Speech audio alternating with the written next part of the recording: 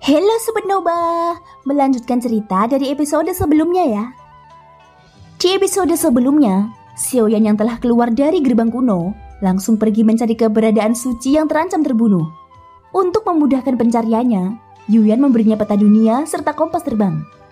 Namun Xiaoyan tidak terlalu khawatir. Itu karena Suci memiliki energi dunia yang sangat melimpah. Bagaimanapun Suci juga merupakan salah satu reinkarnasi dari Suzang. Terlepas seperti apa situasinya saat ini, seharusnya membutuhkan banyak waktu untuk benar-benar memurnikannya. Tidak tahu sudah berapa lama berlalu. Pada saat ini aroma obat yang pekat terus menguap dari kompas terbang. Bahkan dalam kehampaan yang luas, aromanya tampak seperti kabut yang melayang di belakang kompas terbang. Hal ini secara alami menarik perhatian makhluk hidup yang menciumnya. Dan benar saja, sesuai dengan dugaan Xiaoyan, bahwa di belakangnya saat ini sudah ada yang mengikutinya. Hanya saja yang pertama tertarik bukanlah manusia, tetapi justru segerombolan nyamuk iblis void. Pada awalnya jumlahnya hanya ada sekitar 100, namun lama-kelamaan semakin besar dan membentuk pemandangan menakutkan. Apa yang mengejutkan adalah, masing-masing dari nyamuk iblis void ini berukuran 100 kaki. Jika dilihat dari kejauhan di kehampaan yang luas, mereka akan terlihat seperti awan kelabu. Tetapi jika dilihat lebih dekat, maka ribuan nyamuk iblis void ini cukup untuk membuat keabadian kaisar menghindar sejauh mungkin. Dan tidak akan ada yang berani memprovokasi nyamuk iblis void ini. Pada saat ini terlihat sekawanan nyamuk iblis void dengan cepat mengejar Xiaoyan. Namun meskipun jaraknya semakin dekat, Xiaoyan tetap tenang. Jelas makhluk-makhluk ini ditarik oleh aroma obat yang sengaja dia lepaskan. Faktanya dengan karakter Xiaoyan, jika memang dia tidak mau menarik perhatian, bagaimana mungkin dia melakukan kesalahan bodoh seperti ini? Awalnya aku ingin membawa beberapa orang yang tamak. Tanpa diduga, aku justru membawa segerombolan nyamuk iblis void. Tapi tidak masalah. Bukan hal yang buruk membawa mereka untuk menghancurkan sekte boneka dewa, ucap Xiaoyan. Matanya tampak gelap. Dia tidak sabar untuk sampai ke sekte boneka dewa. Setelah berbicara pada dirinya sendiri, Xiaoyan menyimpan pil tubuh dewa dan iblis ke dalam botol giok. Dia telah menyelesaikan satu pil tubuh dewa dan iblis. Sekarang hanya tersisa satu lagi untuk melunasi pertukaran sebelumnya dengan si nomor 7. Dengan kendali pikiran Xiaoyan, kecepatan kompas terbang di bawah kakinya langsung meningkat drastis. Namun kecepatannya tetap stabil, tidak terlalu cepat dan tidak terlalu jauh dari segerombolan nyamuk iblis. Jelas Xiaoyan sengaja membuat mereka tetap tertarik dengan aroma obat yang dia lepaskan, sehingga mereka tetap terus mengikuti di belakangnya. Sementara itu, Xin diperlihatkan di dalam sekte boneka dewa. Saat ini di luar altar bintang tengkorak, terlihat ada pelangi panjang dengan cepat bergerak masuk. Bahkan sebelum sampai, suara keluhannya langsung menarik perhatian banyak orang di sekitarnya. Leluhur, seseorang telah menindasku. Dia mengambil semua barang milikku. Bahkan mengambil peti mati penyagal dewa iblis yang kau berikan kepadaku. Leluhur, kamu harus memberikan keadilan untukku. Semua kekayaanku tidak penting. Yang terpenting adalah orang ini mencuri peti mati dewa iblis yang leluhur berikan padaku. Ini yang membuatku sangat sedih, ucap suara itu. Kemunculan orang ini segera menarik perhatian 7 sosok di altar, terutama karena orang ini datang dengan penampilan yang menyedihkan. Bukankah itu tetua kedua Yan Yuan? Kenapa dia kembali? Ucap salah satu dari 7 sosok itu. Tetua kedua Yan Yuan biasanya bertindak mendominasi. Di bawah kekuatan keabadian dewa, aku khawatir tidak ada seorang pun yang mampu menandinginya. Bisa membuatnya kehilangan banyak harta. Aku khawatir masalah yang dihadapi kali ini cukup besar. Salah satu dari 7 sosok itu berbisik kepada lainnya. Ya, aku juga penasaran siapa yang begitu berani melakukannya. Kita tahu bahwa kekuatan penatua Yan Yuan sendiri tidak lemah. Selain itu dia memiliki boneka dewa yang sangat istimewa. Dan juga beberapa harta karun yang diberikan leluhur untuk melindunginya. Dengan semua itu, aku yakin orang yang mengintimidasinya pasti keabadian dewa yang kuat, jawab salah satu orang itu. Pada saat ini di tengah altar, seorang pria dengan wajah belang melihat ke arah Yan Yuan. Tidak ada kemarahan di matanya, melainkan kedamaian. Cicit Yan Yuan, leluhur ini sedang menyempurnakan boneka dewa yang sangat kuat. Kemarilah untuk membantuku. Tunggu sampai leluhur berhasil menyempurnakannya. Aku akan pergi bersamamu untuk mencari orang yang akan dibunuh, ucap leluhur berwajah belang itu.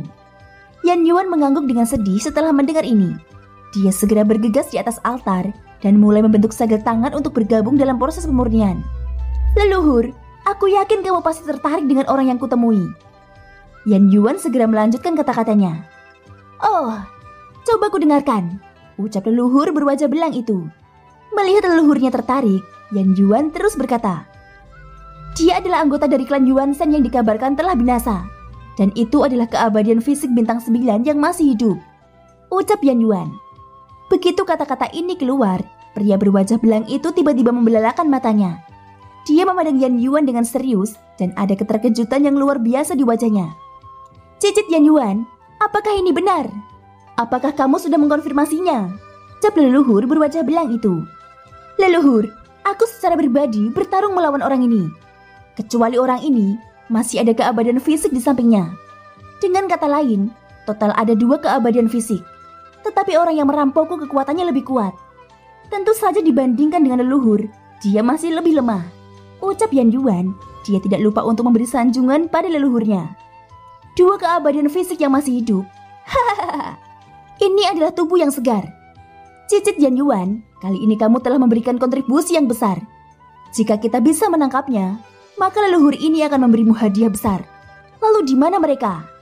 Leluhur berwajah belang itu tampak sangat bahagia, seolah-olah sudah pasti mendapatkannya.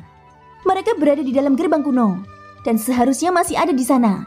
Bagaimanapun mereka tidak akan bisa keluar dalam waktu yang singkat, ucap Yan Yuan melanjutkan ceritanya dengan semangat. Baiklah, tapi tidak ada yang bisa terburu-buru. Segalanya harus dilakukan satu persatu. Sekarang leluhur ini sedang menyempurnakan boneka dewa. Tubuh boneka ini juga merupakan bibit bagus yang langka selama 1000 tahun. Jika berhasil, ini akan menjadi salah satu raja boneka dewa terkuat kita, ucap leluhur berwajah belang itu. Wajahnya dipenuhi dengan senyuman puas. Hahaha, nasib sekte boneka dewa kita akhirnya akan tiba memiliki raja dewa keabadian fisik. Dengan boneka keabadian fisik, tidak akan ada lagi yang berani memprovokasi sekte boneka dewa kita. Pada saat itu kita bisa menyempurnakan puluhan, ribuan atau bahkan ratusan boneka dewa lainnya untuk memperkuat sekte boneka dewa, ucap sang leluhur berwajah belang. Leluhur, demi keamanan rencana, maksudku adalah agar orang itu tidak bisa lolos. Mengapa kita tidak melaporkan masalah ini kepada Patriark Damu? Ucap Yan Yuan berkata dengan hati-hati. Jelas dia tetap waspada.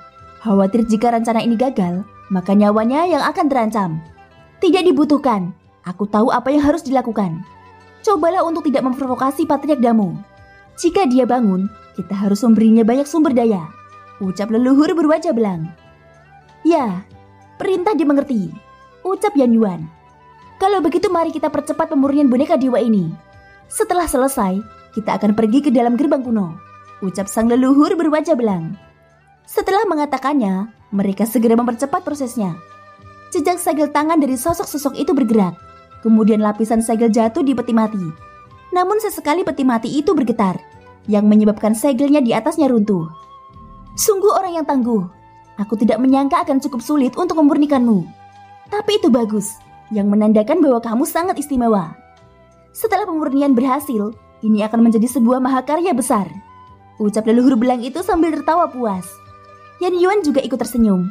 Yan Yuan adalah salah satu tetua dari sekte boneka dewa yang berpartisipasi di dalam gerbang kuno. Dia memburu banyak orang dan bahkan menyegel Yondong ke dalam peti mati. Namun pada akhirnya, dia dikalahkan dan dirampok oleh Xiaoyan. Justru karena itulah, dia buru-buru meninggalkan gerbang kuno dan bergegas kembali ke sekte boneka dewa untuk melapor.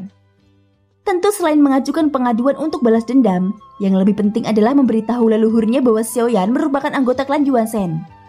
Ini jelas merupakan berita mengejutkan bagi sekte boneka dewa. Mereka telah mencari berbagai jenis mayat untuk dijadikan boneka dewa. Namun sejak ras Yuan Shen punah, mayat yang mereka temukan juga sudah terlalu lama mati, sehingga tidak bisa lagi disempurnakan menjadi boneka dewa. Oleh karena itu setelah mereka mendengar ada keberadaan anggota ras Yuan Shen yang masih hidup, itu langsung membuat sekte boneka dewa sangat bersemangat. Jelas mereka sangat ingin menyempurnakan orang kuat secara fisik menjadi boneka. Thank you guys sudah mendengarkan ceritaku di episode kali ini sampai akhir. Ikutin terus kelanjutan episode-episode terbarunya ya. Semoga hari kalian menyenangkan. Sampai jumpa dan bye-bye.